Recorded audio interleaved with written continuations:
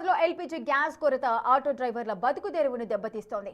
Gas కోసం petrol బంకుల వద్ద కిలోమీటర్ల మేర ఆటోలు క్యూ కడుతున్నాయి.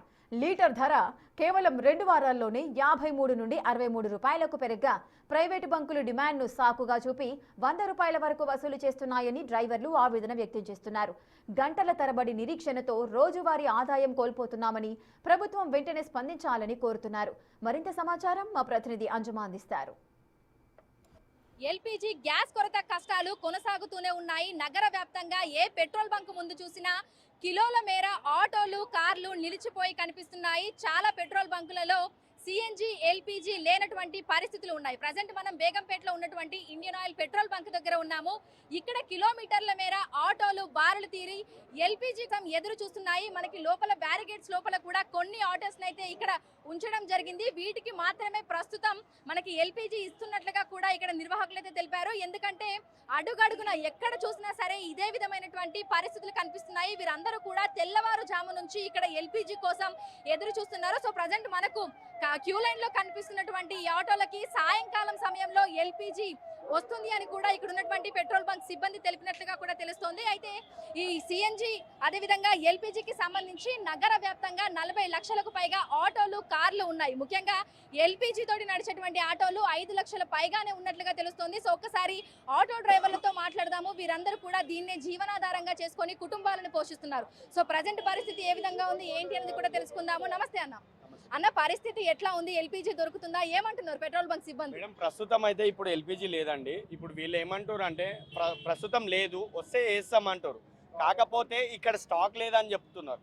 ఇంతగానం ఎందుకోసం ఇబ్బంది అవుతుందంటే అక్కడ ఎక్కడో యుద్ధాలు జరుగుతున్నాయి అని చెప్తారు. సో యుద్ధాలు జరుగుతుంది ఓకే, కానీ ఎప్పుడు ఏ రోజు కూడా ఇంతగానం ఇబ్బంది కాలేదు. మేము పుట్టి దాదాపు ఒక 35 ఇయర్స్ నాకు. ఇంతవరకు నేను ఎప్పుడు చూడలేదు. మా నాన్నోళ్ళు నడిపారు, మా బాబాయిలు నడిపారు ఆటోలు. ఏ రోజు కూడా ఎల్పీజీ ఇంతగానం ఇబ్బంది కాలేదు.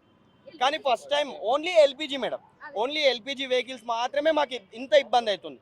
ఇంకొకటి మేడం, ఫస్ట్ ఆఫ్ ఆల్ ఇక్కడ సిటీలు ఎన్నైతే బంకులు ఉన్నాయో ఏ బంకుల వాళ్ళకి ఇష్టం ఉన్న రేటు ఉంది, మాకు ఇష్టం ఉన్న రేటు లేదు, గవర్నమెంట్కు ఇష్టం ఉన్న రేటు లేదు, వాళ్ళకి ఇష్టం ఉన్న రేట్లు ఉన్నాయి. కాబట్టి మేము మాది ప్రాబ్లం ఏంటంటే అన్ని దగ్గర ఒకటే రేట్ పెట్టండి దయచేసి.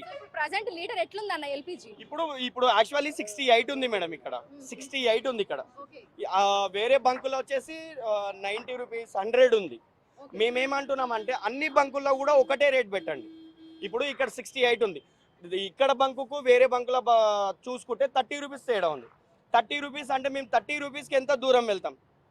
ఒకటి సింపుల్గా అదే 30 రూపీస్కి కస్టమర్ని ఎక్కించుకునికే మేము ఎంతో దూరం వెళ్తాం. అది అర్థం చేసుకోవట్లేదు.